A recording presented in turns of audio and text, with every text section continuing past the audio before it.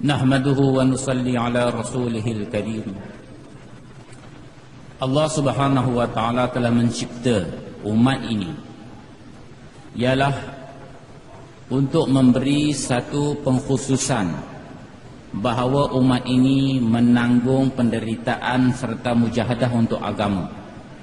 Seolah-olah umat ini dicipta khusus untuk menanggung kesusahan dan mujahadah kerana agama. Ini ialah daripada keberkatan doa Nabi Ibrahim alaihissalam. Semasa umat ini mereka mempunyai satu jazbah dan semangat untuk mengorbankan diri harta mereka untuk agama Allah Subhanahu wa taala. Pada ketika itu walaupun umat ini berada di pondok-pondok, tinggal di pondok-pondok kecil, Allah Subhanahu wa ta'ala cahayakan mereka di atas muka bumi. Allah beri kejayaan kepada mereka di muka bumi. Tetapi pada hari yang umat ini telah melupakan semangat jazbah untuk mengorbankan diri dan harta mereka untuk agama Allah Subhanahu wa ta'ala, dalam keadaan mereka memiliki segala-galanya, tetapi Allah Subhanahu wa ta'ala tidak membantu mereka dan mereka hina. Doa tersebut telah dipohon oleh Nabi Ibrahim alaihissalam ialah pada ketika baginda membawa isterinya Hazrat Hajar dan anaknya, bayinya Ismail alaihissalam, dan dengan perintah Allah diletakkan di satu lembah yang Allah Subhanahu wa ta'ala sifatkan di dalam Al-Quran, wadin ghairi dhi zara', satu wadi, satu lembah yang tidak ada tumbuhan, bermakna tidak ada asbab kehidupan. Satu wadi, satu lembah kontang yang kering, tidak ada makanan, tidak ada sumber air, tidak ada apa-apa asbab hidup. Ketika itulah, dan apabila Hadrat Ibrahim alaihissalam meninggalkan mereka dan dia ingin beredar, Hazrat Hajar radhiyallahu anha bertanya, "Kemana kamu nak pergi tinggalkan kami?" Nabi Ibrahim alaihissalam tidak memberi apa-apa jawapan. Kali yang kedua beliau tanya, juga Nabi Ibrahim alaihissalam diam, tidak memberi apa-apa jawapan. Setelah kali ketiga dia bertanya, kata Ibrahim alaihissalam, tidak ada seorang bapa yang hatinya begitu keras seperti batu yang tidak rasa belas kasihan meletakkan anak di rahang kebinasaan, di rahang kematian. Dan tidak ada seorang suami yang begitu keras dan kasar sifatnya yang sanggup meletakkan dan membiarkan seorang istri di rahang kematian. Tetapi wahai Hajar, bahwa inilah perintah Allah. Apabila beliau mendengar jawapan Ibrahim alaihissalam, Hazrat Hajar radhiyallahu anha telah memberi satu jawapan yang penuh dengan iman, penuh dengan yakin, bahawa wahai Ibrahim alaihissalam, sekiranya ini adalah perintah Allah, maka abang silalah pergi. Sebagaimana Allah Subhanahu wa ta'ala memberi rezeki kepada kami dan memelihara dan menjaga kami semasa kami berada dengan abang, semasa kami berada dengan kamu, begitu juga Allah berkuasa untuk membela dan memelihara kami dan memberi rezeki kepada kami tanpa abang, di satu tempat yang tidak ada sebab-sebab kehidupan, yang tidak ada manusia, tidak ada Bani Adam, tidak ada tumbuh-tumbuhan, tidak ada air, tidak ada sebab-sebab untuk hidup. Ibrahim alaihissalam seorang nabi dan baginda seorang manusia. Kesedihan yang melanda di hatinya kita dapat bayangkan seorang suami dan seorang bapa yang ingin meninggalkan anaknya di rahang kematian, rahang kebinasaan dan maut, dan dalam hati yang remuk dan sedih beliau, baginda beredar, kemudian beliau berdoa kepada Allah. Baginda berdoa kepada Allah Subhanahu wa taala sebagaimana ayat yang saya bacakan di muqaddimah tadi, bahawa wahai Allah, aku telah korbankan dan tinggalkan seorang istri, seorang anak, dan letakkan mereka di rahang kematian semata-mata kerana perintahmu, semata-mata kerana perintahmu. Ya Allah, kami hanya bertiga. Daripada pengorbanan ini, Engkau wujudkanlah satu umat yang akan meninggikan kalimah Allah di seluruh alam, yang akan membawa kalimah ini di seluruh alam. Bukan hanya kami hanya bertiga. Apa yang kami mampu, dengan pengorbanan ini Engkau wujudlah satu umat yang akan berada di setiap pelosok alam, meninggikan kalimah Allah. Rabbana liuqimus salah, yang kerja mereka untuk membangunkan umat kepada ketaatan Allah Subhanahu wa taala. Dan daripada pengorbanan inilah Allah Subhanahu wa taala telah mewujudkan umat ini, yang di kalangan mereka adalah saya dan tuan-tuan. Daripada pengorbanan Nabi Ibrahim 3 beranak, dan daripada hati yang remuk, baginda telah berdoa kepada Allah supaya Allah mewujudkan satu umat, dan Allah utuskan seorang nabi kepada mereka yang akan membawa usaha agama ke seluruh alam. Dan lantaran itu Allah Subhanahu wa taala menyebut dan memuji umat ini, kuntum khaira ummatin ukhrijat linnas, adalah kamu sebaik-baik umat dikeluarkan untuk faedah sekalian manusia. Kita bukan untuk diri kita, bukan untuk satu tempat, bahkan seluruh manusia, seluruh umat, untuk mendapat kalimah, untuk mendapat agama yang dibawa oleh Ibrahim alaihissalam. Dan dengan doa baginda, datangnya baginda sallallahu alaihi wasallam, dan datangnya umat baginda di kalangan mereka saya dan tuan-tuan untuk meninggikan kalimah Allah. Dan umat ini apabila mereka berada di atas landasan tersebut, Allah Subhanahu wa taala telah muliakan mereka.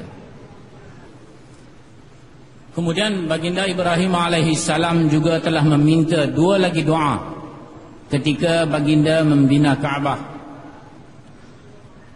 Ini baginda telah pada peringkat pengorbanan awal, ketika baginda meninggalkan isteri dan bayinya, baginda telah berdoa supaya Allah Subhanahu wa taala mewujudkan satu umat yang mereka menjadikan tabiat mereka mengorbankan setiap titik darah mereka, mengorbankan diri dan harta mereka untuk agama Allah Subhanahu wa taala. Kemudian ketika baginda membina Kaabah, baginda telah berdoa 2 lagi doa, Rabbana waj'alna muslimain laka min dzurriyyatina, ila akhir al-ayah. Wahai ya Allah, wahai Tuhan kami, jadikanlah kami 2 orang, yakni saya dan anak saya Ismail alaihi salam, orang yang menyenyadah diri kepadamu ya Allah, dan ajarkanlah jalan cara-cara menunaikan haji. Kemudian lagi satu doa, baginda telah berdoa, Rabbana wab'ats fihim rasulan minhum yatlu 'alaihim ayatika wa yu'allimuhumul kitaba wal hikmata wa yuzakkihim. Ya Allah, utuskanlah di kalangan mereka seorang nabi daripada mereka sendiri yang akan membacakan kepada mereka ayat-ayat Engkau dan mengajar mereka akan ayat-ayat Engkau dan hikmah, dan mensucikan jiwa-jiwa mereka. Kedua-dua doa ini diterima oleh Allah Subhanahu wa taala. Yaitu pertama, doa untuk umat ini, yang mana umat ini adalah satu umat yang tabiatnya, mizajnya, bahawa mereka sentiasa sanggup untuk buat pengorbanan untuk agama Allah Subhanahu wa taala. Sanggup mengorbankan bahawa demi untuk agama mereka sanggup. Mereka tidak melihat diri mereka, mereka tidak melihat anak mereka, mereka tidak melihat keluarga mereka, mereka tidak melihat kaum mereka. Yang mereka lihat tuntutan dan keperluan agama. Atas tuntutan dan keperluan agama mereka telah berkorban segala-galanya. Kerana Ibrahim alaihissalam, bahawa ketika baginda berdoa bahawa baginda, dialah dengan wahai Allah, dengan perintahmu aku telah pergi kepada Namrud dan mereka telah mencampakkan aku ke dalam api, dan dengan perintahmu aku telah meninggalkan istri dan bayi yang tersayang di tanah kontang yang tidak ada tumbuh-tumbuhan. Ya Allah, dengan perintahmu aku telah menyembelih anakku kerana perintahmu. Ya Allah, engkau terimalah doa ini.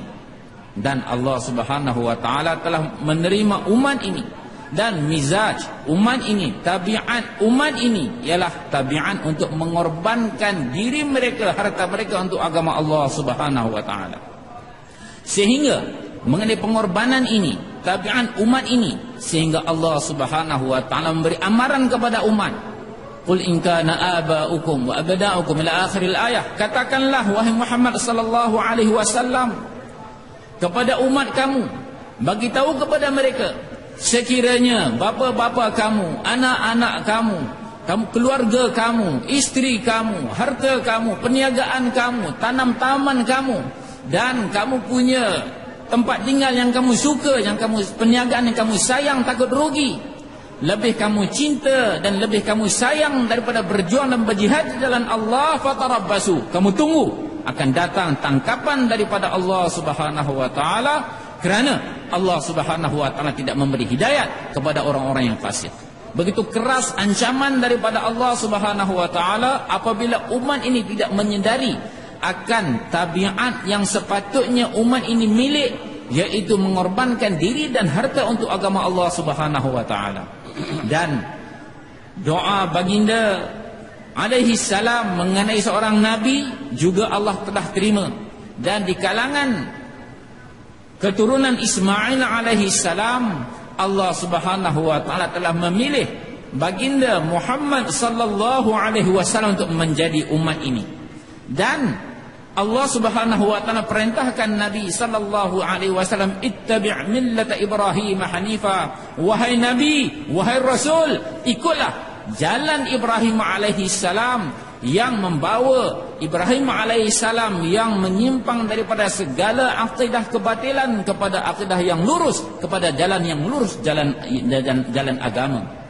Dan pada hari pertama Nabi SAW telah mentarbiahkan umat ini, mendidik umat ini, membina umat ini, ialah sebagaimana pengorbanan hari pertama yang telah dilakukan oleh Ibrahim alaihissalam. Pengorbanan diri, harta, tanpa mereka melihat kesenangan mereka, tanpa mereka melihat anak dan isteri mereka, tanpa mereka melihat kepentingan mereka, kaum mereka, tetapi mereka meletakkan kepentingan agama di hadapan. Itulah umat yang dibina dan dibangunkan oleh baginda sallallahu alaihi wasallam atas mizaj dan tabiat pengorbanan Ibrahim alaihi salam. Kerana wujudnya baginda sallallahu alaihi wasallam daripada keberkatan doa Ibrahim alaihi salam, Allah perintahkan baginda untuk ikut cara pengorbanan Ibrahim alaihi salam. Tuan-tuan yang mulia, selepas baginda sallallahu alaihi wasallam tidak ada lagi nabi yang akan datang. Nabi sallallahu alaihi wasallam ialah nabi yang terakhir. Dan umat ini telah dibentuk, telah dibina oleh baginda sallallahu alaihi wasallam atas mizaj Ibrahimi, atas tabiat Ibrahim alaihi salam, iaitu membuat pengorbanan. Dan kalau kita lihat keseluruhan 13 tahun mujahadah di Mekah yang ditanggung oleh para sahabat dan baginda sallallahu alaihi wasallam, ialah untuk membina, menyediakan umat ini atas tabiat pengorbanan Ibrahim alaihi salam. seolah-olah 13 tahun mereka berada dalam kehidupan Mekah. Mereka sedang dikisar dengan pengisar mujahadah. Mereka sedang dikisar dengan kisar mujahadah untuk membentuk mereka daripada sifat mereka yang keras kepada lembut, hati mereka yang begitu keras, sehingga terkenal di Mekah. Sekiranya kamu tidak mampu untuk menanam anak-anak perempuan kamu hidup-hidup kerana belas kasihan, kamu serah pada Umar. Dia boleh buat, dia boleh tanam anak perempuan hidup-hidup tanpa terasa sikit belas kasihan pun dalam hati dia. Hati begitu keras seperti batu. Dan keadaan permusuhan, kejahilan yang wujud di kalangan mereka. Kadang-kadang kerana unta mereka minum daripada tempat unta satu kaum yang lain, menjadi sebab untuk peperangan puluhan tahun, bahkan ratusan tahun. Inilah keadaan mereka. Semua keburukan wujud di kalangan mereka. Semua kemaksiatan wujud di kalangan mereka. Dalam keadaan begini, baginda sallallahu alaihi wasallam telah berusaha membangunkan satu umat yang dulunya mereka bermusuh telah bertukar menjadi kasih sayang. Kalau dulunya mereka hati yang keras telah menjadi hati yang lembut, dan tidak ada jazbah intiqam, tidak ada sedikit pun dalam hati mereka bahawa sifat untuk membalas dendam, sifat untuk membalas dendam pun habis dari dalam hati mereka. Mereka buat semata-mata kerana Allah Subhanahu wa taala. Sehingga Umar radhiyallahu anhu di zaman kekhalifahan beliau berlaku banjir besar di Baghdad, dan setiap hari datang khabar kepada beliau mengenai keadaan orang-orang Islam di sana, bahawa banjir besar yang berlaku, tidak ada sesiapa yang mati, lemas dan sebagainya. Dan satu hari datang satu surat kepada Umar di Madinah, dan mereka menerangkan bahawa alhamdulillah tidak ada di dalam banjir yang datang begitu besar, tapi tidak ada apa-apa nyawa yang terkorban. Tidak ada nyawa yang terkorban. Cuma ada seekor anjing yang dia dihanyutkan oleh banjir dan mati. Umar radhiyallahu anhu membaca surat tersebut dan terus dia menangis. Satu masa dulu, tuan-tuan yang mulia, dia mampu menanam anak-anak perempuan hidup-hidup. Pada hari ini matinya seekor anjing, binatang yang tidak boleh bertutur, menyebabkan dia menjerit, menangis, tuan-tuan yang mulia. Hati yang begitu keras telah berubah mereka dikisar dengan pengisar mujahadah 13 tahun penuh di Mekah, menukarkan mereka ada mizaj nubuwah, yakni tabiat kenabian telah datang dalam kehidupan mereka, dan sifat da'i telah datang dalam kehidupan mereka. Hati mereka menjadi lembut, hati mereka menjadi kasih sayang, jazbah semangat untuk membalas dendam tidak ada dalam hati mereka. Mereka korban segalanya untuk agama Allah Subhanahu wa taala. Mengapa dia menangis, tuan-tuan yang mulia? Kerana dia berkata, ya Allah, kalau di akhirat kelak Allah Subhanahu wa taala tanya aku nanti bahawa wahai Umar, semasa kekhilafahan kamu, semasa pemerintahan kamu, satu makhluk aku mati, kamu tidak sediakan persediaan untuk memelihara dan menjaga serta menyelamatkannya, apa yang aku nak jawab depan Allah Subhanahu wa taala? Bayangkan, tuan-tuan yang mulia, inilah umat yang dibangunkan oleh baginda sallallahu alaihi wasallam, dan 13 tahun dalam pengorbanan di Mekah mereka sedang dikisar dengan kisar mujahadah. Tidak ada apa-apa jawapan yang datang. Mereka menanggung segala kesengsaraan. Bilal radhiyallahu anhu dipukul, yang pukul letih, maka dia tetap dengan iman, tuan-tuan yang mulia. Mereka diseksa, mereka diazab, tetapi mereka tetap atas iman, dan mereka sedang dibina. Sehingga kerana umat ini hendak disediakan atas mizaj Ibrahimi, atas sifat pengorbanan Nabi Ibrahim alaihi salam, lantaran itu 13 tahun pengorbanan di Mekah ialah untuk membina satu umat yang mereka mampu membuat pengorbanan sebagaimana pengorbanan Ibrahim alaihi salam. Tuan-tuan yang mulia, natijah daripada pengorbanan tersebut bahawa bagaimana satu kisah yang beliau sebut sebelum ini telah membentuk satu keadaan umat. Seorang wanita daripada Basrah datang ke Madinah menunggang unta seorang diri. Apabila bertemu dengan Umar radhiyallahu anhu, Umar telah bertanya, bagaimana wahai anak, bagaimana kamu dapati orang-orang Islam sepanjang perjalanan kamu?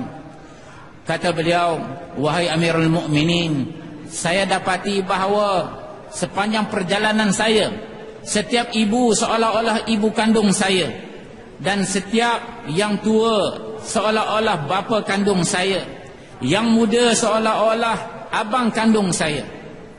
Setiap rumah saya dapati seolah-olah rumah saya sendiri. Dan sepanjang perjalanan yang begitu jauh daripada Basrah ke Madinah, tidak ada seorang lelaki pun yang mengangkat pandangan melihat saya dengan pandangan yang buruk, dengan niat yang buruk. Ini umat telah disediakan oleh baginda sallallahu alaihi wasallam. Tuan-tuan yang mulia, dalam masa pengorbanan 13 tahun mereka telah terbina, telah terbentuk dalam diri mereka ada mizaj nubuwah, ada sifat-sifat kenabian, dan dalam mereka ada sifat-sifat da'i.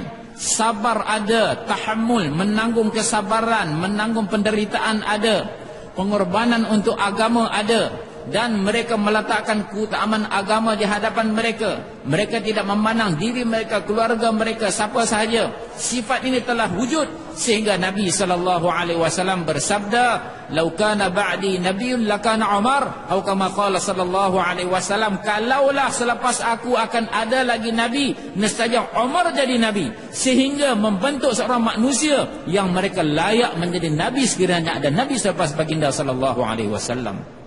Inilah tuan-tuan yang mulia, satu usaha yang telah diwujudkan oleh baginda sallallahu alaihi wasallam, berusaha ke atas para sahabat radhiyallahu anhum, yang dengannya mewujudkan sifat-sifat mulia yang ada dalam mereka.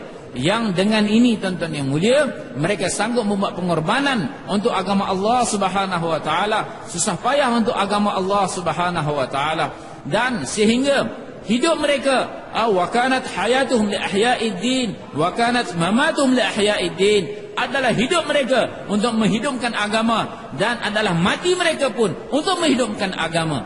Hidup dan mati mereka hanya saja untuk agama Allah Subhanahu wa taala. Ketika kewafatan baginda sallallahu alaihi wasallam, keadaan menjadi gawat. Apa kata Abu Bakar radhiyallahu anhu? Abu Bakar sedia kalau dia sendiri mati dan bergelimpang di jalan-jalan Madinah pun dia sedia, ataupun sekiranya jamaah dihantar keluar di jalan Allah, tidak ada siapa orang laki-laki untuk mempertahankan Madinah, dan Madinah diserang oleh musuh, azwaj mutahharat, isteri-isteri Nabi yang mulia, mereka dibunuh, mayat mereka bergelimpangan di jalan-jalan Madinah, datang serigala menggonggong ataupun mengheret mayat-mayat mereka. Abu Bakar sanggup melihat semua keadaan itu, tetapi Abu Bakar tidak sedia untuk melihat kekurangan agama. Ayun qasuddin wa ana hayy, apakah mungkin bahawa agama jadi kurang dan aku masih hidup? Ini mizaj tabi'an yang ada di dalam para sahabat radhiyallahu anhum, sehingga di Hajjatul Wada' datangnya Nabi sallallahu alaihi wasallam dengan jamaah para sahabat radhiyallahu anhum. Ini bukan semata-mata jamaah haji tuan-tuan yang mulia, bukan semata-mata jamaah orang-orang yang menunaikan salah, tapi satu jamaah manusia-manusia, sahabat-sahabat yang mampu mengorbankan diri mereka, harta mereka, marwah mereka, kemuliaan mereka, segala-galanya untuk agama Allah Subhanahu wa taala. Dan sifat mereka yang ada sebagaimana disebut oleh sahabat radhiyallahu anhum, linufrijal ibad min ibadatil ibad ila ibadati rabbil ibad, yaitu bagaimana untuk mengeluarkan manusia ini, makhluk ini, daripada memperhambakan diri kepada makhluk, sehingga mereka memperhambakan diri kepada pencipta makhluk, yaitu Allah Subhanahu wa taala. Mengeluarkan daripada mereka mengabdikan diri kepada makhluk, sehingga mereka mengabdikan kepada Allah Subhanahu wa taala. Inilah fikir risau mereka tuan-tuan yang mulia, membawa setiap individu umat ini, sampai kanak-kanak dan bayi-bayi pun mereka fikir seluruh alam sampai hari kiamat untuk membawa atas mizat atau atas kerja dan tanggungjawab kerja baginda sallallahu alaihi wasallam.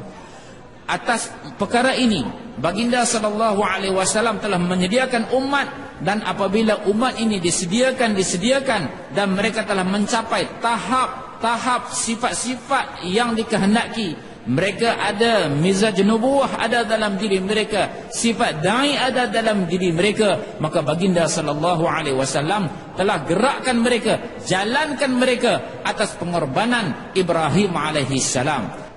Tuan-tuan yang mulia, Ibrahim alaihi salam setelah meninggalkan isteri dan anak yang tersayang, kerana Allah subhanahu wa ta'ala dan baginda telah keluar menyempurnakan perintah Allah subhanahu wa ta'ala, menyampaikan agama kepada manusia. Dan baginda tidak datang untuk kali yang kedua dan tidak pernah datang untuk tinggal di sana. Tidak pernah datang untuk tinggal balik di Mekah. Ya, baginda datang menziarahi mereka tetapi tidak pernah datang untuk tinggal di Mekah. Setelah lama baginda keluar menjalankan usaha dakwah menyeru manusia kepada Allah, Allah subhanahu wa ta'ala mewahyukan kepada baginda alaihi salam, wahai Ibrahim alaihi salam, pergilah tengok anak-anak kamu yang kamu telah tinggalkan mereka atas nama aku, kerana aku, pergi tengok mereka.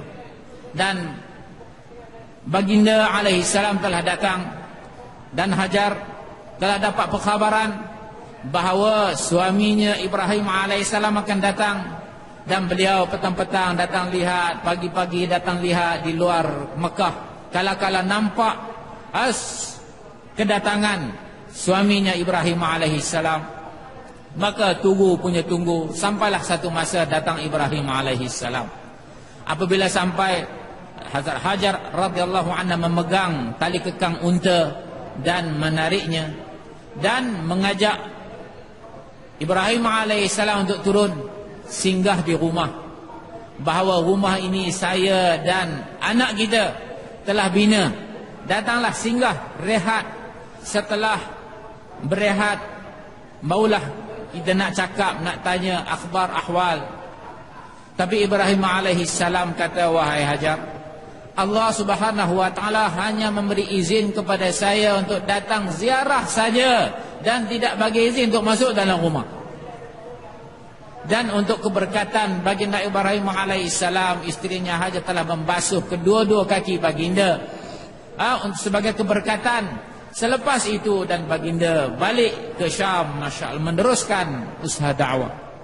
Begitulah tuan-tuan yang mulia, hijrah yang telah dilakukan oleh Ibrahim alaihissalam merupakan hijrah yang pertama untuk umat ini, tuan-tuan yang mulia. Dan akhirnya baginda sallallahu alaihi wasallam, walaupun Ibrahim alaihi salam berhijrah seorang diri untuk selamanya dan tidak pernah datang balik ke Mekah untuk tinggal bersama dengan anak isterinya, sehingga ketika wafatnya Hajar alaihi salam radhiyallahu anha, Ibrahim alaihi salam tidak ada untuk sembahyangkan salat jenazah. Ketika Hajar sakit, baginda tidak sempat untuk datang untuk menjaga dan membela Hajar alaihissalam semasa sakit. Bahkan beliau wafat, meninggal dunia pun Ibrahim alaihissalam tidak ada di sisinya. Inilah pengorbanan untuk agama, tuan-tuan yang mulia. Dan baginda sallallahu alaihi wasallam telah menyediakan umat ini atas mizaj tabiat Ibrahim alaihissalam, yakni pengorbanan yang dinisbahkan kepada Ibrahim alaihissalam menyebabkan para sahabat telah berhijrah berpusu-pusu ke Madinah, tuan-tuan yang mulia. Ibrahim alaihissalam seorang diri berhijrah, tapi para sahabat radhiyallahu anhu mereka telah berhijrah begitu ramai ke Madinah. Dan selepas mereka berhijrah ke Madinah, mereka tidak balik lagi ke Mekah untuk tinggal di sana, tuan-tuan yang mulia. Dan sehingga selepas Fatah Mekah pun mereka tidak balik untuk tinggal di Mekah. Ibnu Umar radhiyallahu anhu apabila dia datang menunaikan haji di Mekah, apabila dia lalu di lorong rumah dia menutup kedua-dua mata dia, tuan-tuan yang mulia. Sehingga kawan-kawannya, sahabat-sahabat yang lain tanya, wahai tuan, mengapa tuan menutup mata tuan?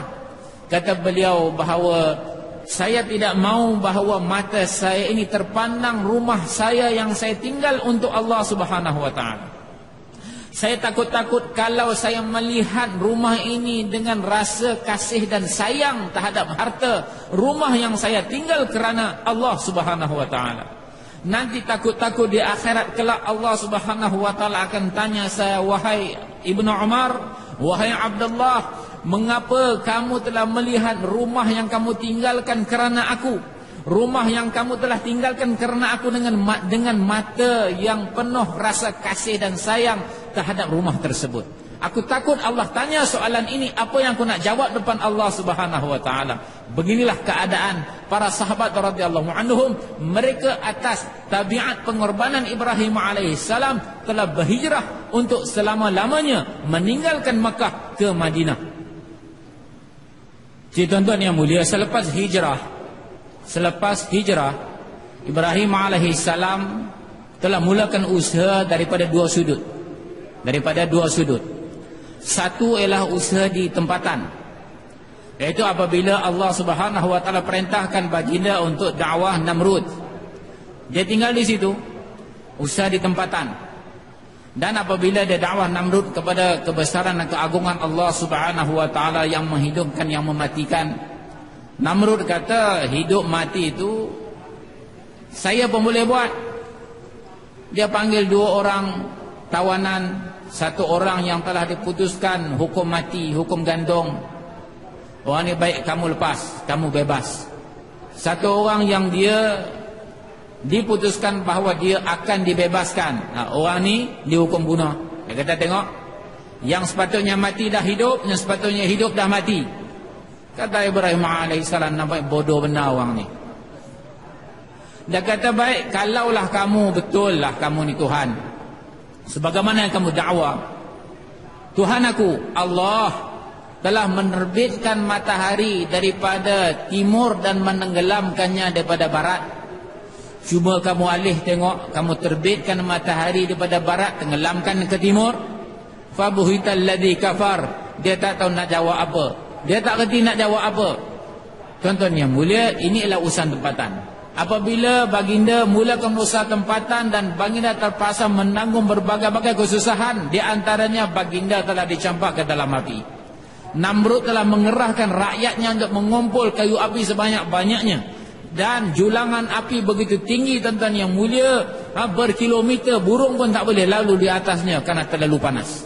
Dan dia telah campak Ibrahim alaihissalam masuk dalam unggunan api yang besar tersebut. Dan dia pergi jumpa manusia, pergi dakwah manusia, menanggung segala kesusahan dan kepayahan, sampai setiap rumah ada yang menolak, ada yang mengganggu, ada yang mencemoh, ada yang memaki, semua ditanggung.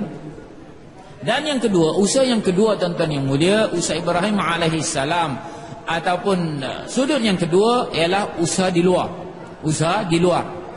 Usaha di luar ni ialah bagaimana untuk menyempurnakan takazah, tuntutan agama yang datang daripada luar. Tetapi beliau mengatakan bahawa kita punya cara usaha, kita punya mizaj usaha, tabiat ataupun keadaan usaha ini bukan kita tunggu takazah datang, bukan tunggu keperluan agama datang kemudian kita fikir untuk selesaikan takazah tersebut. Ini bukan cara kita. Cara kita, mizaj ataupun tabiat usaha baginda sallallahu alaihi wasallam atas tertib Ibrahimi, atas tertib Nabi Ibrahim alaihissalam ialah kita wujudkan takazah dan kita fikir untuk selesaikan takazah. Cara kita ialah kita yang fikir wujudkan takazah, wujudkan keperluan agama dan kita fikir untuk selesaikan keperluan agama tersebut. Begitulah yang dilakukan oleh baginda Ibrahim alaihissalam. Baginda yang mewujudkan keperluan-keperluan agama, di mana kampung yang tidak ada agama, yang masih manusia tidak mengenal Allah Subhanahu wa taala, baginda akan pergi 1 bulan, 2 bulan untuk keperluan yang ada di sana, buat usaha, selesai sana, pergi di tempat yang lain pula, wujudkan keperluan agama dan baginda selesaikan masalah agama. Atas mizaj inilah tuan-tuan yang mulia, atas dua mizaj inilah merupakan asas yang adanya usaha tempatan dan dipanggil usaha maqami dan usaha beruni, iaitu usaha ke luar. Begitulah tuan-tuan yang mulia, setelah baginda sallallahu alaihi wasallam berhijrah ke Madinah, juga baginda sallallahu alaihi wasallam telah mulakan kedua-dua jenis usaha ini. Usaha di tempatan. Apabila sampai saja baginda sallallahu alaihi wasallam, baginda telah membina masjid. Perlu ada satu tempat yang mereka dapat mulakan usaha dakwah, dan di situ telah terbina Masjid Nabawi. Dan Masjid Nabawi ini ialah asalnya ialah untuk mereka duduk menerangkan kebesaran Allah, kepentingan agama, muzakarah agama. Itu asalnya. Apabila datang waktu semayang, mereka semayang. dan yang lainnya mereka guna untuk menghidupkan usaha agama, hidupkan dakwah. Sehingga daripada situ tuan-tuan yang mulia, apabila datangnya wufud jamaah-jamaah daripada luar, telah hidup suasana di situ, suasana dakwah ada, bahawa 24 jam hidup, sehingga masjid itu hidup. Semayang ni kadang-kadang bila masuk waktu mereka semayang, tapi usaha dakwah daripada pagi sampai malam, malam sampai pagi, 24 jam usaha dakwah berjalan di Masjid Nabawi. Dan sahabat radhiyallahu anhum telah membahagikan masa mereka setengah-setengah. Setengah siang di masjid, setengah lagi untuk usaha keperluan mereka, setengah malam di masjid dan setengah malam lagi bersama anak isteri mereka di rumah. Begitulah hidupnya usaha, sehingga usaha mereka setiap masa halqah-halqah ada. Halqah muzakarah iman dan yakin penuh di dalam Masjid Nabawi. Kemudian ada yang sedang belajar, yang sedang mengajar, ada yang sibuk beramal, membaca Al-Quran, berzikir. Ada juga tanggungjawab mereka untuk memberi makan tetamu-tetamu yang datang. Ini ringkasnya tuan-tuan yang mulia, di dalam Masjid Nabawi hidup 4 amalan, dakwah pun ada. Dan Nabi SAW lakukan dakwah, sampaikan agama, beritahu kepada sahabat-sahabat, beritahu kepada orang-orang yang datang. Dan juga para sahabat radhiyallahu anhum, mereka ajar mengajar satu sama lain, dan mereka menunaikan ibadat, dan mereka berkhidmat, memberi makan kepada tetamu-tetamu yang datang. Dan kadang-kadang kerana takazah agama, kerana keperluan untuk mesyuarat terhadap agama, Nabi SAW menyempurnakan salat Isyak berjemaah sampai lewat-lewat malam, sampai pukul 1 pagi tuan-tuan yang mulia. Anak-anak dan wanita dah tidur dalam masjid. Salat Isyak belum disempurnakan kerana menyelesaikan takazah-takazah agama. Tuan-tuan yang mulia, begitulah keadaan para sahabat radhiyallahu anhum.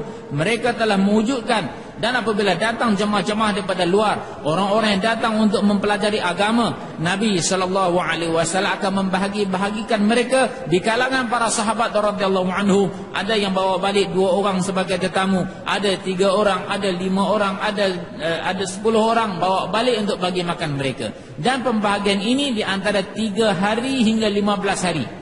3 hari hingga 15 hari mereka dibawa, makan pun mereka bagi, mereka layan sebagai ahli keluarga mereka, dan masa yang sama mereka ajar agama kepada orang-orang tersebut. Kemudian Nabi SAW telah panggil mereka dan tanya ahwal, tanya karguzari, tanya khabar apa yang mereka telah belajar, dan mereka menceritakan kepada baginda SAW, kami belajar ini, kami belajar ini, kami belajar ini. Dan kadang-kadang Nabi SAW kata kadu an yafqahu, mereka hampir-hampir dah nak faham dah, mereka dah nak faham dah. Nabi akan hantar lagi, kadang-kadang Nabi kata qad faqihu, mereka dah faham dah. Jadi tuan-tuan yang mulia, inilah keadaan sahabat, dan keperluan-keperluan kerja mereka tidak terurus dengan sempurna, tidak terurus dengan sempurna. Mereka sibuk siang dan malam untuk beri pengorbanan untuk hidupkan agama dan untuk bangunkan agama. Dan kelaparan telah datang kepada mereka, kemiskinan telah datang kepada mereka, tamu terus datang, tamu terus datang. Mereka dibawa, mereka diberi makan, mereka dilayan dengan sebaiknya, dan sehingga mereka telah ditimpa oleh kebuluran dan kefakiran. Tuan-tuan yang mulia, kadang-kadang apabila Nabi SAW menunaikan salat berjemaah, satu-satu saf di kalangan para sahabat semua tumbang kerana pengsan kerana lapar. Tuan-tuan yang mulia, dan apabila Nabi SAW selesai semayang dan jumpa mereka dan bagi satu rangsangan kepada mereka, satu perangsang dorongan kepada mereka, wahai sahabat-sahabatku, kalau kamu tahu apa yang kamu dapat daripada peristiwa, daripada keadaan kamu lapar sehingga tumbang ini, kamu akan bertamanna, kamu akan bercita-cita, kamu akan berkeinginan memohon doa kepada Allah, wahai Allah, biarlah seluruh hidup saya dalam keadaan kefakiran dan kebuluran, kerana ganjaran yang bakal diberi oleh Allah Subhanahu wa taala. Inilah tuan-tuan yang mulia, usaha yang telah wujud di zaman baginda SAW, usaha Maqami, bagaimana mereka berusaha untuk pergi rumah ke rumah, pergi pintu ke pintu, menyediakan setiap daripada individu umat ini untuk bangun atas mengamalkan agama dan untuk bangunkan mereka atas usaha agama. Dan apabila dengan keberkatan daripada usaha tempatan, usaha Maqami yang wujud, menyebabkan Madinah telah menjadi satu bandar. Setiap rumah yang ada di kota Madinah, setiap individu yang ada di kota Madinah, mereka semangat mereka adalah untuk berkorban terhadap agama Allah Subhanahu wa taala. Mereka sedia memberi apa sahaja jenis pengorbanan untuk agama Allah Subhanahu wa taala. Mereka sedia untuk mengorbankan jiwa raga mereka untuk agama Allah Subhanahu wa taala. Lelakinya, wanitanya, anak-anak lelakinya, anak-anak perempuannya, semua mereka atas mizaj yang sama, atas tabiat yang sama, atas kesediaan yang sama untuk mengorbankan diri mereka ke jalan Allah Subhanahu wa taala.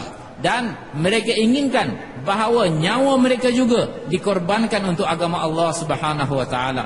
Mereka menunggu-nunggu saat dan masa, bilakah masanya bahawa mereka rasa bertuah, beruntung, berbangga sekiranya nyawa mereka ini dapat dikorbankan untuk agama Allah Subhanahu wa taala, dikorbankan atas nama agama Allah. Mati tetap manusia akan mati, tetapi alangkah baiknya mati mereka pun kerana agama Allah Subhanahu wa taala, dan kalau mereka hidup pun hidup kerana agama Allah Subhanahu wa taala. Inilah satu suasana yang telah wujud dalam kota Madinah Munawwarah dengan keberkatan daripada usaha tempatan atau usaha maqami yang dijalankan oleh baginda sallallahu alaihi wasallam. Ini tuan-tuan yang mulia, daripada usaha maqami dan usaha tempatan ini telah membangunkan umat, telah menjadikan penduduk kota Madinah, para sahabat radhiyallahu anhum, orang yang sedia menerima apa-apa sahaja tuntutan agama, lawongan agama untuk mereka. Tidak ada apa-apa hal dan keadaan yang menyekat mereka. Dalam keadaan sakit mereka menyahut seruan agama. Dalam keadaan mereka lapar, mereka sahut seruan agama. Dalam keadaan mereka sibuk di ladang-ladang mereka sahut seruan agama. Dalam keadaan mereka sibuk dengan kedai-kedai mereka sambut lawongan agama. Tidak ada apa perkara pun yang menyekat atau menghalang mereka daripada menyambut usaha agama, menyambut lawongan agama, tuan-tuan yang mulia. Inilah keadaan para sahabat radhiyallahu anhum. Keadaan sakit sehingga mereka tidak mampu untuk mengalihkan rusuk mereka kerana sakit. Tapi apabila mereka mendengar lawongan, ya khailallah farkabi, wahai pejuang-pejuang di jalan Allah, paculah kuda-kuda kamu keluar di jalan Allah Subhanahu wa taala, mereka akan meninggalkan segala-galanya dan tidak ada perkara yang menghalang mereka untuk keluar di jalan Allah Subhanahu wa taala. Seorang sahabat sakit, terbaring di atas katil, tak mampu untuk mengalihkan rusuknya. Apabila sampai seruan baginda sallallahu alaihi wasallam untuk mempersiapkan diri untuk keluar berjihad di jalan Allah Subhanahu wa taala, dia beritahu kepada anak-anak dia, usung saya pergi kepada Nabi sallallahu alaihi wasallam, bawa dengan katil-katil sekali pergi kepada Nabi sallallahu alaihi wasallam. Dan anaknya beritahu, wahai ayahanda, kami akan mengambil tempat ayahanda. Ayahanda sakit, bagaimana untuk keluar di jalan Allah Subhanahu wa taala? Kata beliau bahawa kami, yang para sahabat radhiyallahu anhum, kami telah dididik bahawa untuk menyambut setiap seruan ataupun lawongan agama yang datang kepada kami, setiap tuntutan agama yang datang kepada kami. Dan telah sampai ke telinga saya seruan daripada baginda sallallahu alaihi wasallam untuk keluar di jalan Allah Subhanahu wa taala, maka tidak seharusnya saya mengabaikan seruan baginda kerana saya tidak mau di akhir-akhir hayat saya bahawa saya mengingkari perintah Nabi sallallahu alaihi wasallam. Anak-anaknya bawa usung kat luar, letak di luar untuk dibawa mereka masuk dalam rumah untuk ambil selimut, datang tengok ayahnya telah pun meninggal dunia. Inilah keadaan mereka, tuan-tuan yang mulia. Bagaimana dalam apa keadaan lapar, dahaga, susah, sakit tidak pernah menghalang mereka daripada membuat pengorbanan keluar di jalan Allah Subhanahu wa taala. Seorang sahabat sedang naik unta, pengsan, jatuh, mati. Nabi sallallahu alaihi wasallam memberitahu kepada para sahabat radhiyallahu anhum mafhumnya bahawa beliau mati kerana lapar. Kemudian apabila mereka usung dia untuk diuruskan mayat dia, bila buka baju dia, lihat perutnya diikat dengan batu, tuan-tuan yang mulia. Kemudian sahabat tanya kepada Nabi sallallahu alaihi wasallam, apakah beliau memberitahu kepada tuan bahawa beliau lapar? Kata Nabi, tidak. Tetapi apabila dia jatuh mati tadi, saya nampak bidadari syurga datang membawa makanan dan membuat suapan-suapan, suap dia makan, tuan-tuan yang mulia. Inilah pengorbanan yang dibuat oleh para sahabat radhiyallahu anhum. Umumnya para sahabat radhiyallahu anhum setiap daripada mereka melampaukan waktu 4 bulan keluar di jalan Allah Subhanahu wa taala. Ada yang mereka keluar sebulan, ada 2 bulan, ada 4 bulan, tapi umumnya rata-rata 4 bulan dalam apa saja keadaan, sakit ke, senang ke, susah ke, apa saja keadaan mereka keluar di jalan Allah Subhanahu wa taala 4 bulan. Ini keadaan para sahabat radhiyallahu anhum. Rata-rata secara umum mereka buat pengorbanan untuk keluar di jalan Allah Subhanahu wa taala. Kesan daripada amal maqami, setiap daripada mereka mempunyai semangat dan jazbah untuk mengorbankan diri harta mereka untuk agama Allah Subhanahu wa taala. Tuan-tuan yang mulia, semangat umat telah terbina begitu mendalam untuk mengorbankan diri dan harta mereka untuk agama Allah Subhanahu wa taala, untuk mengorbankan nyawa mereka di jalan Allah Subhanahu wa taala. Setiap individu umat, sehingga wanita-wanita juga mereka bersemangat untuk mengorbankan anak-anak mereka di jalan Allah Subhanahu wa taala. Kalau Ibrahim alaihi salam dengan perintah Allah Subhanahu wa taala telah menjalankan, telah menyembelih Ismail alaihi salam, telah melalukan pisaunya yang tajam di atas leher Ismail alaihi salam dengan perintah Allah Subhanahu wa taala. Umat ini yang dibina oleh baginda sallallahu alaihi wasallam atas tertib pengorbanan Ibrahim, atas tertib pengorbanan Nabi Ibrahim alaihi salam, ibu-ibu telah membela dan menyusukan anak-anak mereka untuk disyahidkan di jalan Allah Subhanahu wa taala, untuk disembelih kerana Allah Subhanahu wa taala. Bagaimana Hazrat Khansa radhiyallahu anha telah membina, telah membela, membesarkan dan menyusukan anak dia, tuan-tuan yang mulia. 4 orang anak mudanya dihantar di jalan Allah Subhanahu wa taala. Apabila balik daripada medan tempur, keempat-empat anaknya telah syahid di jalan Allah Subhanahu wa taala, dan beliau bersyukur kepada Allah Subhanahu wa taala atas pengorbanan, dan untuk inilah dia telah bela anak dia, untuk inilah dia telah susukan anak dia. Satu orang lagi sahabat yang dia mempunyai hanya anak tunggal, seorang sahaja anak lelaki dia, tuan-tuan yang mulia, datang dan dia telah bagi semangat, datang seruan jihad, keluar di jalan Allah Subhanahu wa taala, keluar untuk meninggikan agama Allah. Wahai anak, kamu keluarlah untuk tinggikan agama Allah, sama ada agama Allah tinggi ataupun kamu syahid di jalan Allah Subhanahu wa taala. Dan dia telah ditangkap menjadi tawanan kepada orang-orang kafir. Mereka telah memberi tawarannya untuk menganut agama Kristian, dan dia enggan, dan mereka telah mencantas satu tangan dia. Kemudian diberi lagi tawaran untuk kufur, untuk murtad, meninggalkan agama, masuk agama Kristian. Dia enggan, dicantas tangannya yang lagi satu. Begitulah seterusnya, kedua-dua kakinya dicantas, kedua-dua matanya dikorek, kemudian perutnya dibelah, dan sahabat tersebut syahid di jalan Allah Subhanahu wa taala. Dan apabila mayatnya diambil kembali oleh orang-orang Islam, ibunya bila sampai, ibunya telah meminta kepada sahabat-sahabat untuk tengok. Mereka telah menceritakan tentang kelebihan-kelebihan orang yang syahid di jalan Allah, ganjaran-ganjaran syurga yang Allah Subhanahu wa taala akan beri kepada para syuhada. Dia kata, saya yakin semua itu. Saya yakin, saya nak tengok macam mana kesudahan anak saya.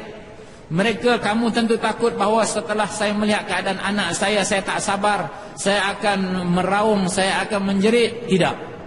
Bila dia pergi, dia lihat tangan di mana, kaki di mana, mata dikorek, perut terburai. Dia tak menangis, tapi dia kata mengisyarahkan kepada mayat, kepada jasad anak dia, wahai anak, untuk hari inilah aku telah susukan kamu, untuk inilah aku telah besarkan kamu, untuk dikorbankan di jalan Allah Subhanahu wa taala. Inilah semangat yang ada daripada setiap individu umat. Dalam setiap hati mereka, mereka sedia untuk mengorbankan diri dan harta mereka untuk agama Allah Subhanahu wa taala. Tidak ada apa-apa penghalang yang dapat menghalang mereka daripada mengorbankan diri mereka di jalan Allah Subhanahu wa taala. Atas mizaj Ibrahimi, atas pengorbanan cara Ibrahim alaihissalam, inilah Nabi telah bangunkan umat ini sentiasa menyahut labbaik, menyahut seruan-seruan agama, takazah agama. Tidak ada apa benda yang dapat menyekat mereka. Dan atas usaha maqami, usaha kami dan usaha tempatan ni telah mewujudkan, menyediakan orang-orang yang sedia untuk buat usaha baru ni, usaha luar, usaha untuk pergi di tempat-tempat lain. Uqbah bin Amir radhiyallahu anhu sampai di akhir Afrika, dan dia telah masukkan kuda dia sampai ke dalam laut Atlantik sampai takat dada. Maka dia dan menghunus pedang dia, kata, wahai Allah, kalaulah aku tahu di balik sana ada lagi manusia-manusia, ada lagi hamba-hamba Allah, demi Allah aku akan pergi, aku akan membelah laut sampai kepada mereka dan untuk sampaikan kalimah Allah kepada mereka. Dan tuan-tuan yang mulia, apabila umat ini berada atas mizaj ini, berada atas tabiat ini, berada atas semangat ini, Allah Subhanahu wa taala membantu mereka dengan kudratnya. Kudrat Allah Subhanahu wa taala akan zahir. Kudrat Allah Subhanahu wa taala akan zahir, akan datang bantuan dan pertolongan Allah Subhanahu wa taala. Sekiranya mereka perlu kepada malaikat, Allah turunkan 5,000 malaikat untuk membantu mereka di dalam peperangan mereka. Kalau apa saja yang mereka perlu, Allah Subhanahu wa taala akan bantu mereka. Apabila Abu Hurairah radhiyallahu anhu bersama dengan Abu Ala radhiyallahu anhu, mereka sampai di Bahrain untuk melintas laut, 54 batu punya laut, tuan-tuan yang mulia. Mereka telah melintasnya di atas permukaan air. Kata Abu Hurairah radhiyallahu anhu, ma raaitu athar ma ala khifafi wal khawfi dabatina, kama qala, yaitu aku tidak melihat kesan air di atas tapak-tapak, di atas kuku-kuku kuda kami dan tapak-tapak unta kami. 54 batu punya laut jalan di atas air, datang nusrah daripada Allah Subhanahu wa taala. Apabila umat ini ada atas semangat ini, ada atas mizaj ini, tuan-tuan yang mulia, Allah akan zahirkan kudrat dia kepada umat ini sebagaimana Allah telah zahirkan kepada umat yang terdahulu. Tuan-tuan yang mulia, apabila umat ini berada di atas jazbah, atas semangat sebagaimana para sahabat radhiyallahu anhum, yaitu untuk mengorbankan jiwa raga mereka, diri harta mereka, nyawa mereka untuk agama Allah, akan datang bantuan dan nusrah daripada Allah Subhanahu wa taala. Kudrat Allah Subhanahu wa taala di langit, kudrat Allah. Mereka yang berjalan di atas muka bumi, Allah Subhanahu wa taala telah memberi keberkatan dan kebaikan kepada mereka, tuan-tuan yang mulia. Apabila berlaku taufan, ribut taufan di lautan, Allah Subhanahu wa taala dengan doa-doa mereka, Allah Subhanahu wa taala telah hentikan taufan tersebut. Apabila berlaku gerak gempa, berlaku zalzalah, gerak gempa, dengan doa mereka, tuan-tuan yang mulia, Allah Subhanahu wa taala telah hentikan gerak gempa tersebut. Apa sahaja musibah yang datang, dengan doa mereka, Allah Subhanahu wa taala akan telah sempurnakan hajat-hajat mereka dengan kudratnya, tuan-tuan yang mulia. Dan Allah Subhanahu wa taala telah mudahkan urusan mereka, dan Allah Subhanahu wa taala telah menundukkan, telah mencurahkan khazanah yang mereka kumpul, Rom dan Farsi, kepada para sahabat radhiyallahu anhum tanpa mereka usaha dan tanpa mereka kumpul khazanah-khazanah tersebut.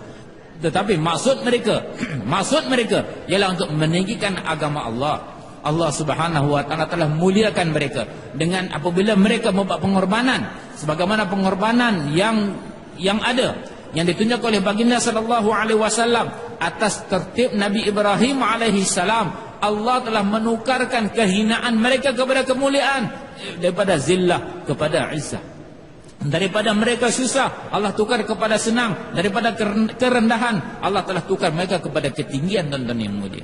Dan Allah Subhanahu wa taala telah zahirkan hidayahnya am kepada seluruh alam.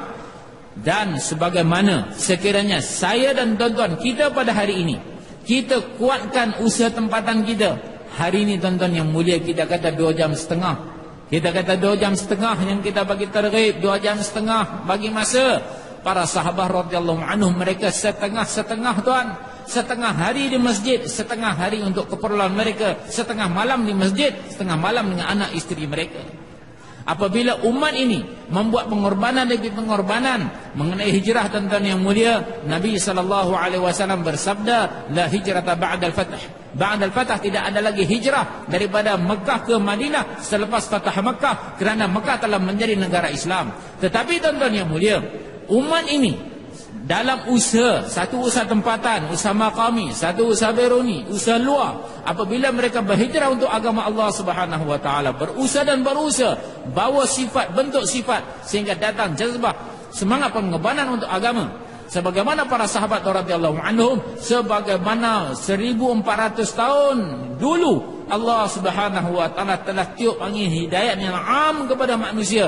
Begitu juga kalau kita berada di atas sifat yang sama, pengorbanan yang sama, Allah Subhanahu wa taala akan meniupkan angin hidayat secara am kepada manusia, tuan-tuan yang mulia. Batil-batil akan hancur, batil-batil akan runtuh, semua akan binasa sebagaimana batil-batil telah runtuh di zaman para sahabat radhiyallahu anhum apabila mereka mengorbankan diri dan harta mereka untuk agama Allah atas tertib pengorbanan Nabi Ibrahim alaihissalam. Pada hari ini juga, tuan-tuan yang mulia, semua kebatilan akan hancur dan Allah Subhanahu wa taala akan memberi hidayah yang am kepada semua umat manusia. Tuan-tuan, Allah Subhanahu wa taala telah mengurniakan kepada kita usaha yang begitu mulia. Allah Subhanahu wa taala telah zahirkan usaha baginda sallallahu alaihi wasallam, ada tertib baginda sallallahu alaihi wasallam atas pengorbanan Nabi Ibrahim alaihissalam. Tetapi malangnya kita tidak menghargai nikmat yang Allah Subhanahu wa taala telah beri kepada kita.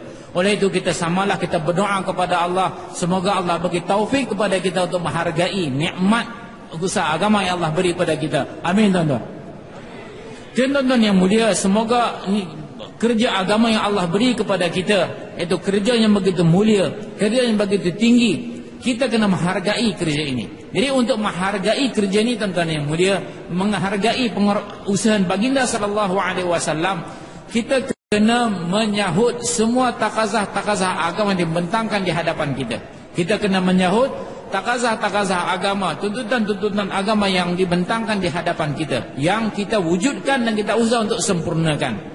Dan apabila umat ini satu masa dulu mereka berada di atas tabiat ini, mereka berada di atas semangat ini, Allah Subhanahu wa taala telah mengubah keadaan mereka. Mereka yang hina, Allah Subhanahu wa taala telah muliakan. Mereka yang gagal, Allah Subhanahu wa taala telah beri kejayaan kepada mereka. Mereka yang bermusuhan, Allah beri keamanan kepada mereka. Mereka yang bersengketa, mereka telah berdamai sesama mereka, tuan-tuan yang mulia. Dan umat ini juga, mereka tidak akan terislah, mereka tidak akan jadi elok, kerana sebagaimana juzuk akhir umat ini tidak akan jadi elok, melainkan sebagaimana awal umat ini telah jadi elok dengan sebabnya. Sebagaimana umat yang awal dulu telah menjadi elok, telah menjadi baik, telah menjadi mulia dengan datangnya agama dan usaha agama, umat akhir zaman ini juga, tuan-tuan yang mulia, untuk mereka jadi elok, untuk mereka jadi baik, untuk kembali daripada kehinaan menjadi kemuliaan, daripada kegagalan menjadi kejayaan, tidak dapat tidak dengan cara yang sama menyeru manusia kepada Allah. Kerana sehingga Nabi SAW pernah bersabda, ma'muru bil ma'ruf wanhaw 'anil munkar. Wahai manusia, wahai umat, serulah manusia kepada amalan, kepada ma'ruf, kepada amalan-amalan yang baik, kepada perkara-perkara yang baik, dan wanhu 'anil munkar, dan kamu tegahlah mereka daripada perkara-perkara yang mungkar.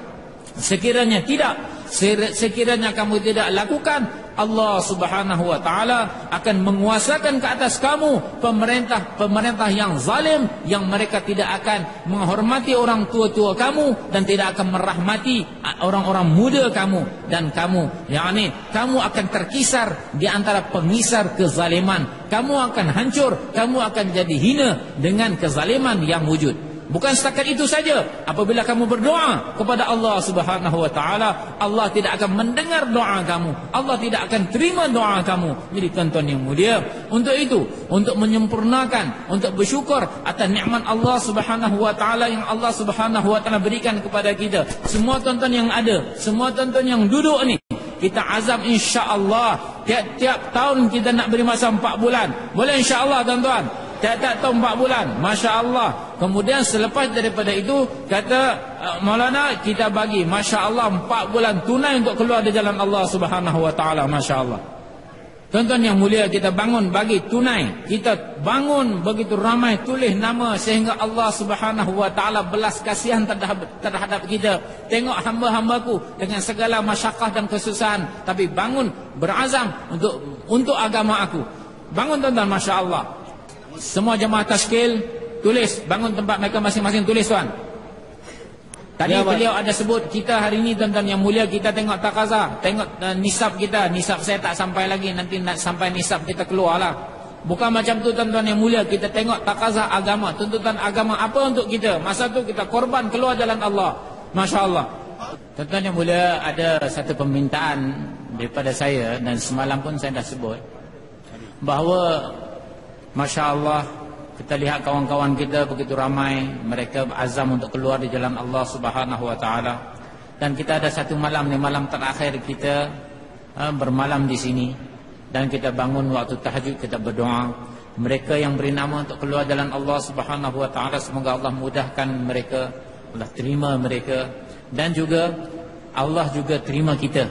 Jangan Allah tidakkan kita daripada keluar di jalan Allah, supaya kita semua majma' yang ada, orang yang hadir dalam perhimpunan kita pada hari ini, semua mereka dapat keluar di jalan Allah Subhanahu wa taala. Bayangkan tuan-tuan yang mulia, betapa redanya Allah Subhanahu wa taala.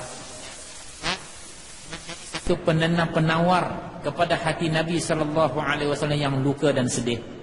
Betapa gembiranya Nabi sallallahu alaihi wasallam bahawa umat-umatnya, penduduk-penduduk Malaysia yang ada pada waktu ini, umumnya, amnya, ada khasnya, mereka dapat keluar di jalan Allah Subhanahu wa taala. Betapa tenangnya hati Nabi sallallahu alaihi wasallam. Kita doa supaya Allah jadikan kita seolah-olah penyejuk kepada hati Nabi sallallahu alaihi wasallam yang luka, penyejuk hati Nabi sallallahu alaihi wasallam yang pilu kerana kehancuran agama, kehancuran umat. Dan kita berdoa kepada Allah, ya Allah, rahmatilah umat ini, kesahanilah umat ini, terimalah umat ini, dan berilah kami peluang untuk melihat dengan mata kepala kami sendiri setiap individu orang-orang Malaysia dapat keluar di jalan Allah Subhanahu wa taala, dan berilah kami taufik, peluang untuk melihat dengan mata kami sendiri bagaimana Allah membuka rahmat, pintu rahmat kepada umat ini, dan semua umat dapat keluar di jalan Allah Subhanahu wa taala. Insya-Allah tuan-tuan akan buat, akan doa pada Allah, dan sehingga anak-anak mereka ada jazbah dan semangat untuk buat pengorbanan di jalan Allah. Wanita-wanita tuan-tuan yang muda dalam apa hal dan keadaan mereka mampu untuk pengorbanan untuk agama Allah Subhanahu wa taala. Sedia tuan semua untuk itu?